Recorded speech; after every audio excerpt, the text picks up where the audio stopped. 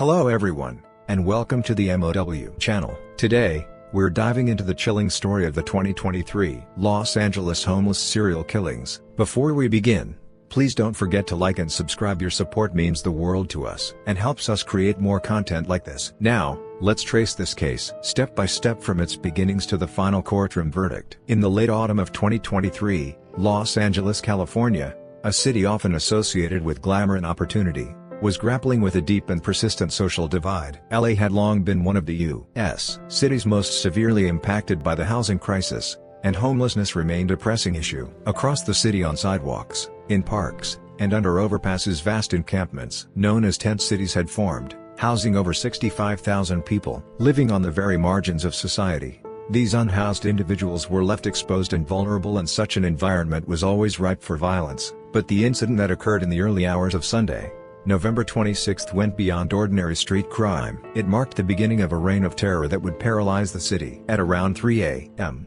in a remote alley off West 110th Street in South LA, the first victim, Jose Bolanos, 37, was found dead. He had been sleeping on the ground, covered with a blanket, and had been shot while he slept. There were few signs of a struggle or robbery, and the evidence suggested that Bolanos had been attacked while completely defenseless. Once connected to a family but long estranged, he had become just another anonymous face in LA's sprawling homeless population. Police responded and began their investigation, but with no witnesses and no clear motive. The crime initially appeared to be a random act of violence, but this was only the beginning. Less than 24 hours later, at around 5 a.m., on Monday, November 27, police received another report of a fatal shooting. This time, it was in an alley off East 7th Street in downtown LA, near a busy commercial area. The second victim, Mark Diggs, 62, was also killed while sleeping outdoors. The scene was eerily similar to the Bolanos case. The victim was shot while asleep.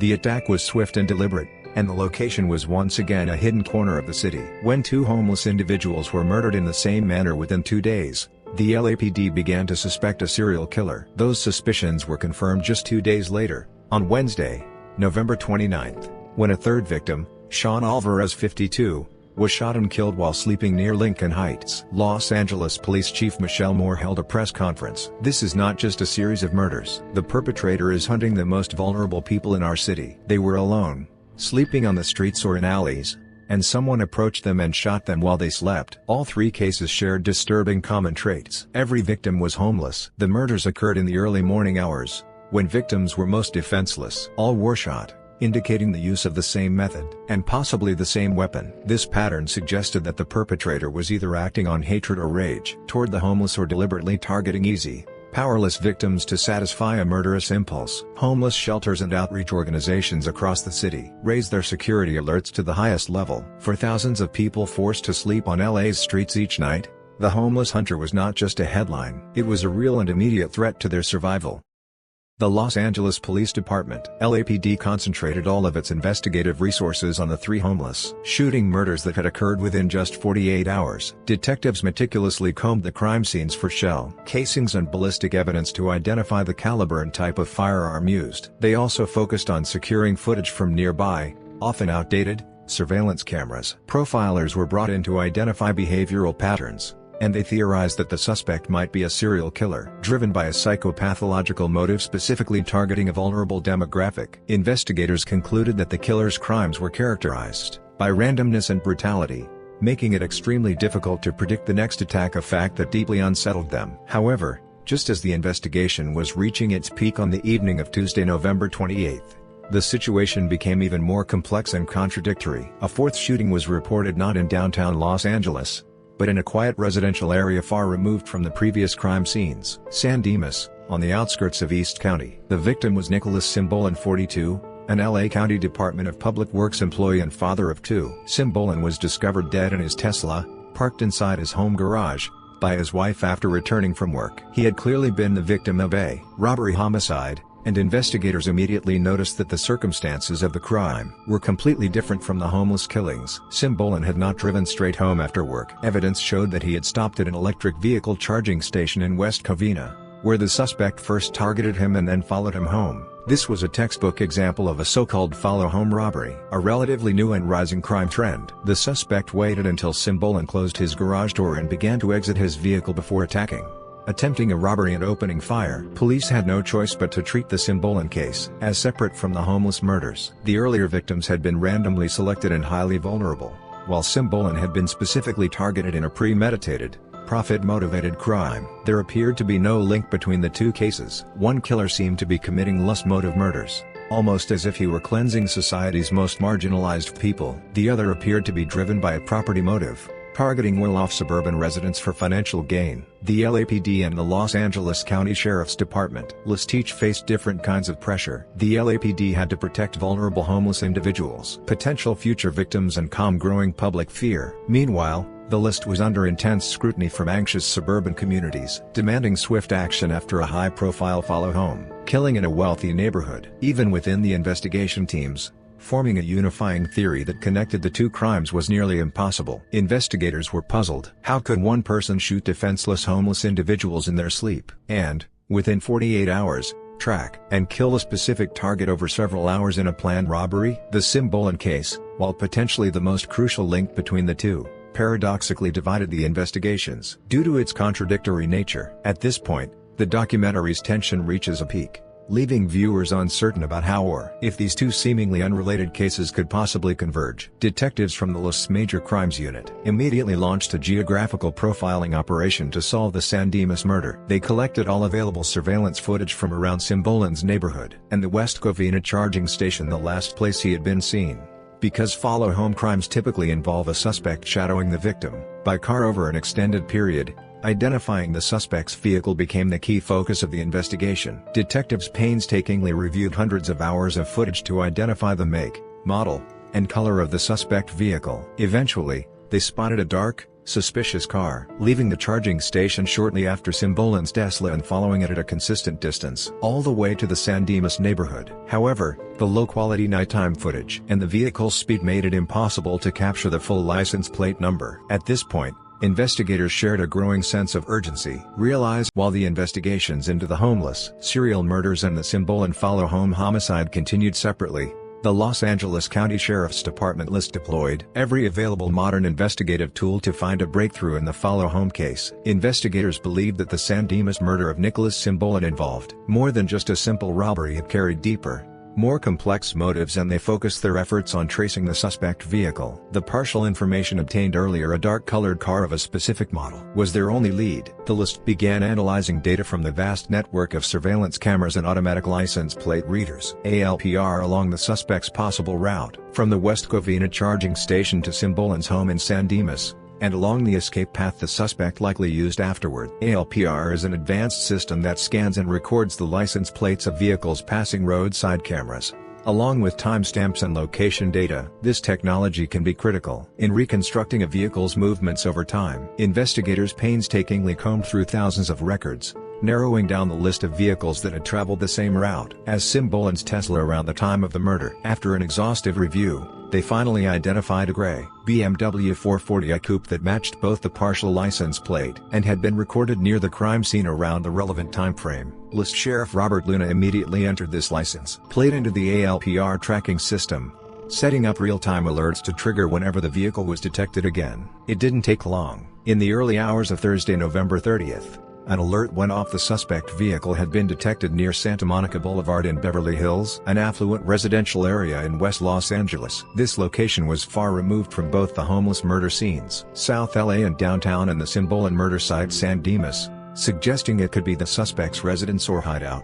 Officers from the Beverly Hills Police Department (BHPD) responded immediately to the alert location. They located the BMW and initiated a traffic stop, posing it as a routine enforcement to avoid alarming the suspect. The driver was identified as Gerald Joseph Powell, a 33-year-old male. Officers arrested Powell at the scene on suspicion of robbery and homicide. During the arrest, a handgun, potentially critical evidence, was found inside the vehicle. Although Powell's arrest marked a major turning point in the hunt for the Los Angeles homeless serial killer, police did not yet have definitive proof linking him to the earlier shootings. At the time, Powell was detained solely for the Simbolin robbery homicide, and the charges related to the homeless murders had not yet been filed. Sheriff Luna emphasized the critical role of technology in the breakthrough. Had we not located this vehicle through the ALPR system, the serial killer might still be roaming Los Angeles and its surrounding communities, continuing to claim innocent lives. This dramatic moment marked the climax of the investigation, a pivotal point where cutting-edge technology provided the only physical link capable of merging two seemingly unrelated cases. The handgun recovered from Powell's vehicle was now seen as the key piece of evidence that could finally connect the two parallel investigations,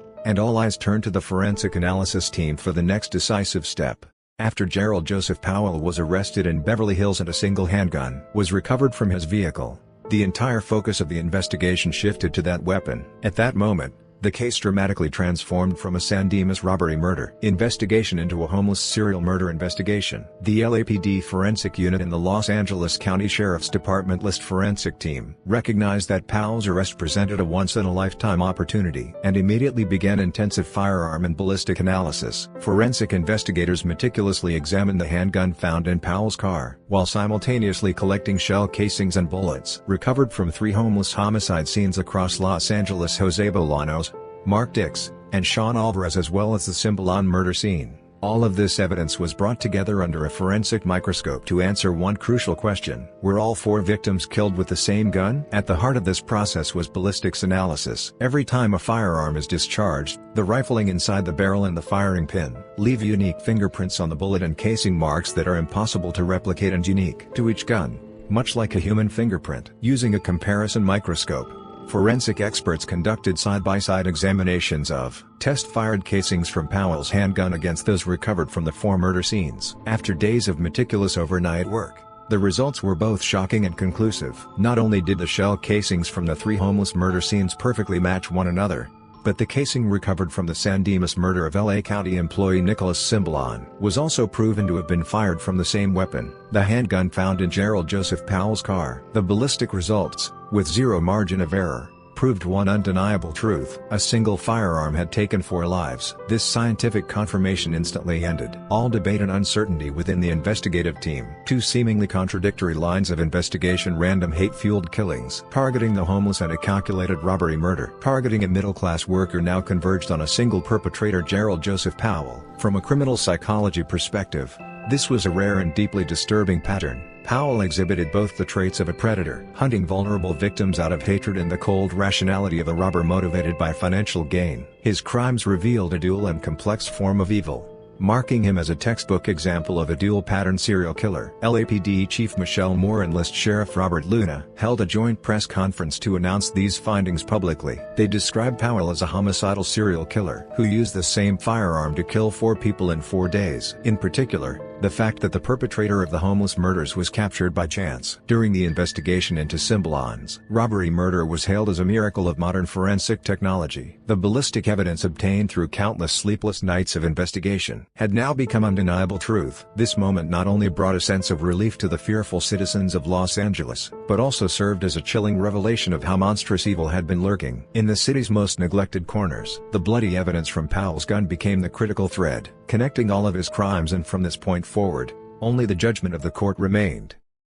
With the handgun recovered from Gerald Joseph Powell's vehicle confirmed as the decisive piece of evidence linking him to all 4 murders, the case swiftly moved into the judicial phase. On December 4, 2023, the Los Angeles County District Attorney's Office (LADA) announced the formal charges against Powell. He was indicted on 4 counts of first-degree murder, 1 count of residential robbery, and felon in possession of a firearm, encompassing a range of serious violent crimes. Prosecutors also filed special circumstances charges in Powell's case, specifically, multiple murders and murder committed during the course of a robbery. If convicted under these special circumstances, Powell would face life imprisonment without the possibility of parole. Although Powell pleaded not guilty through a public defender, the overwhelming weight of scientific evidence and technology-driven investigative findings stood against his claims. His court appearance was brief, yet it was broadcast widely across Los Angeles, etching the face of a serial killer who had terrified the city into the public's memory. Investigators then turned their focus to analyzing Powell's motives in depth. How could one man kill both homeless individuals and a middle-class worker in such starkly different ways? Criminal psychologists suggested that Powell's crimes were likely fueled by a dual motivation, a combination of pure anger or hatred and opportunistic material gain. The homeless killings may have been acts of acting out, expressions of frustration or powerlessness directed at the most vulnerable. In contrast, the murder of Nicholas Simbalon appeared to be a calculated crime, committed for immediate financial gain,